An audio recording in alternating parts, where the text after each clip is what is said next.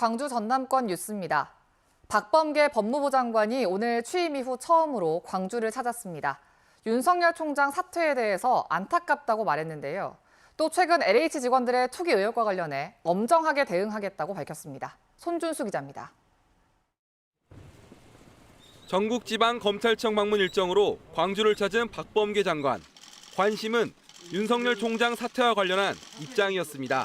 임기를 지켜주시면 좋았는데 불과 4개월 남겨놓고 사표를 내셔가지고 안타까운 마음이 매우 큽니다. 윤 총장의 정계 진출 전망과 관련해선 제가 답할 사안이 아니라며 즉답을 피했습니다. 지난달 대전고검 방문 당시 검사들의 간담회 보이콧 논란이 일었던 만큼 검사들의 대응도 관심을 끌었습니다.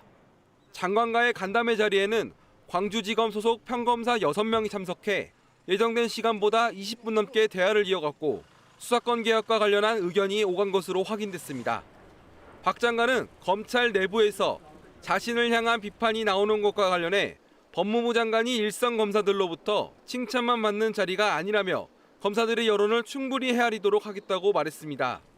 이와 함께 최근 불거진 LH 직원의 투기 의혹과 관련해 각 지방검찰청별로 투기 전담 검사를 지정해 관련 사건을 엄정하게 처리하겠다고 밝혔습니다. 검찰이 할 수 있는 범위 내에서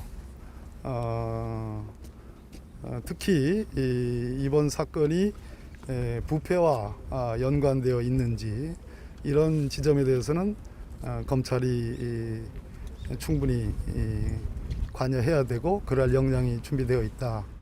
광주고검 방문 전에 5.18 민주무역을 참배한 박 장관은 방명록에 국민을 위한 검찰개혁을 이루겠다고 적었습니다.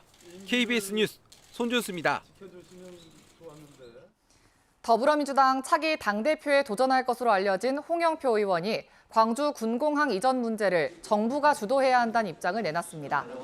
홍 의원은 오늘 광주를 찾아 군공항 이전과 관련된 단체를 만난 자리에서 광주 군공항 이전 사업을 사실상 지자체에만 의존하면서 광주와 전남의 지역 갈등만 야기하고 있다며 정부가 적극적인 문제 해결을 위해 범정부적 협의체를 구성해야 한다고 밝혔습니다. 핵심 설비가 부실 시공된 한빛원전 5호기에서 감독자들이 현장에 있었는데도 용접공사 문제를 밝혀내지 못한 것으로 나타났습니다. 한빛원전 민간환경감시센터는 오늘 영광 사무실에서 열린 감시위원회 회의에서 지난해 한빛 5호기 원자로 헤드 보수공사와 관련해 공인검사관 등 감독자가 입회한 지점에서도 무자격자 공사와 용접 오류 등이 일어난 것을 확인했다고 밝혔습니다. 이에 대해 한빛원전 측은 지역민에게 사과하면서도 검찰 수사를 지켜보자고 밝혔습니다. 한편 이와 별개로 오늘 회의에서는 한빛 1호기 경락 건물 하부에서 구멍 3곳이 추가로 발견된 사실도 확인됐습니다. 광주와 전남 지역에서 코로나19 신규 확진자가 각각 1명씩 발생했습니다. 광주시는 오늘 오후 6시 기준 해외 유입 확진자 1명이 나왔지만 아직 지역 감염 확진자는 발생하지 않았다고 밝혔습니다. 전남에서는 감염 경로가 파악되지 않은 전남 870번째 확진자와 관련해 추가 확진자 1명이 나왔습니다. 지난해 2월 코로나19 첫 확진자가 발생한 이후 광주에서 자가격리 지침을 어긴 사례가 현재까지 42건에 달하는 것으로 나타났습니다. 광주시는 지난해 2월부터 현재까지 진단검사 결과 통보 전이나 확진자와 밀접 접촉 등으로 자가격리 통보를 받고도 이탈한 사례 42건을 적발했다고 밝혔습니다. 광주시는 이 가운데 37건을 방역수칙 위반 등의 혐의로 고발했습니다. 전남에서는 8번째로 영광군에 작은 영화관이 들어섰습니다. 영광 작은 영화관은 494제곱미터 규모의 2개관, 109석의 관람석을 갖췄고 2D는 물론 3D 입체 영화를 상영할 수 있는 첨단 시설과 관람객 편의를 위해 매점 등을 갖췄습니다. 영광군은 작은 영화관 개관을 기념해 최근 미국에서 큰 주목을 받는 영화 미나리 등을 상영하고 있습니다. KBS 광주방송총국과 목포, 순천 방송국이 모금한 희망 2021 나눔 캠페인 성금 14억여 원이 오늘 전남 사회복지공동모금회에 전달됐습니다. 이번 성금은 코로나 위기가정 지원과 생계의료비 지원 등 어려운 이웃을 돕는 사업에 쓰일 예정입니다. 생계에 어려움을 겪는 시민에게 물품을 지원하는 순천 권분 가게에 온정이 이어지고 있습니다.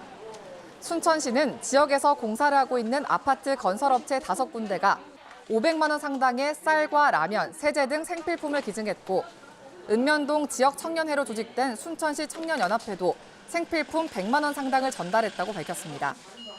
순천시 권분가게는 읍면동에서 추천받은 시민들에게 무료로 생필품을 지원하고 있습니다.